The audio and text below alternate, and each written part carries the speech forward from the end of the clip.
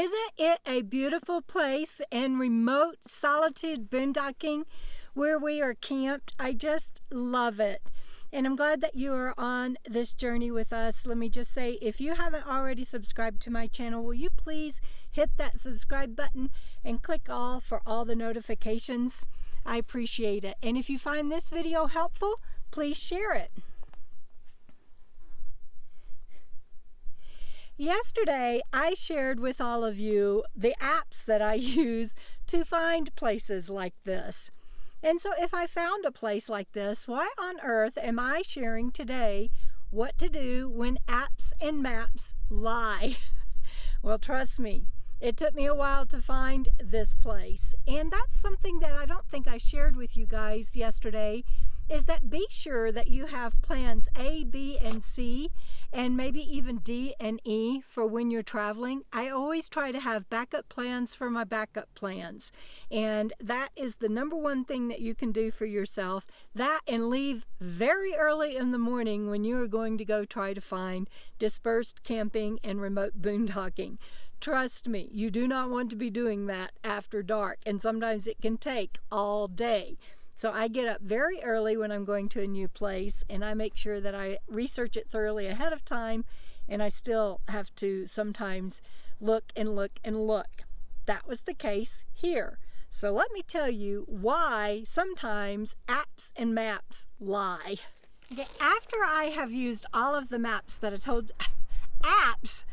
I told you about yesterday, I get out my road atlas. Now, the one that I have is a 2020. As best you can afford, if you can get a new one every year, I would do that because they do a good job of keeping them updated on highways and everything. But then if you're like me and you've marked a lot of stuff, it takes forever to transfer it over.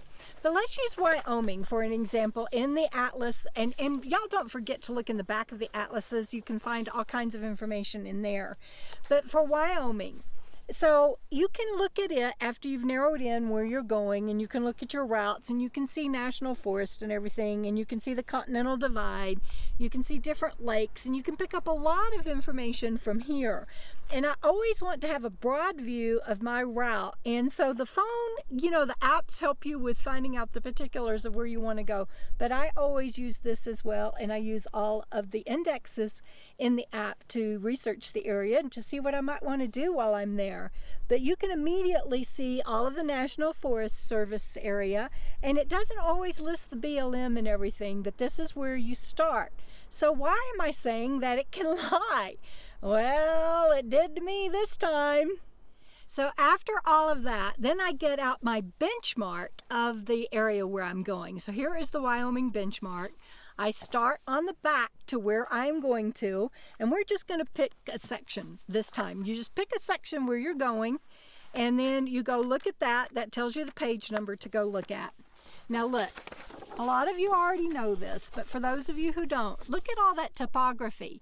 And the colors tell you whether or not it is BLM or National Forest Service or reservation or whatever. So you always want to drill down. So I did that for this area. I did all of the above, all that I told you yesterday and all that I'm telling you today, and to come to this area where I am now. And you can see that this whole page is colored for BLM or National Forest. And I looked at where I was going to go, and it says BLM, BLM, and I was like, yay! And I checked on U.S. public lands, and there was supposedly a lot of camping. Now I can go further out, and I can camp there on some campgrounds that are fee-based for the National Forest. But this is BLM, and there's no signal out there. And with rains coming, I didn't want to be stuck and literally take a chance on getting stuck, but also be stuck waiting on roads to dry out and before I could drive out. So I came back in, and I was like, oh my gosh, look at all this BLM land. Isn't that great? And I just love it. I've said this before on videos, but I just love it. Not when people tell you there's tons of lands out west, you can go wherever you want and park wherever you want. You just look at the map and look at all of that land that's public land. Okay, first of all, you can't park wherever you want. It has to be a clearing or an established campground or campsite where people have camped before. I was horrified on a recent Facebook forum group when somebody said that they were going to just carry their weed eater and their hose and axes and everything because there's all of this land, you can see it behind me, where they could pull over and camp, but there's bushes in the way. Yeah, that's illegal. You can't do that. You can't even use your weed eater to clean a place for you to camp. It has to be an established campsite or where there is a clearing. You cannot run over vegetation. And so as you can see from this photo, you go down this road and there is nowhere to pull off. And that is what I am finding for 3/4 of BLM and National Forest land, is the roads that they have open don't have a place where you can pull off and go camping. So you have to be careful what you see and hear people saying about, you can just pull over and camp anywhere, because you can't. So I came to this area and I was going down all of the BLM roads and researching, and I was a couple of hours into my research. And the problem is that they're all oil and gas leases now. And the maps don't tell you that. But I tell you what, you start camping close to these guys' oil and gas equipment and fields and pumps, they'll let you know about it in a hurry. You're not going to do it for long, I can guarantee you that.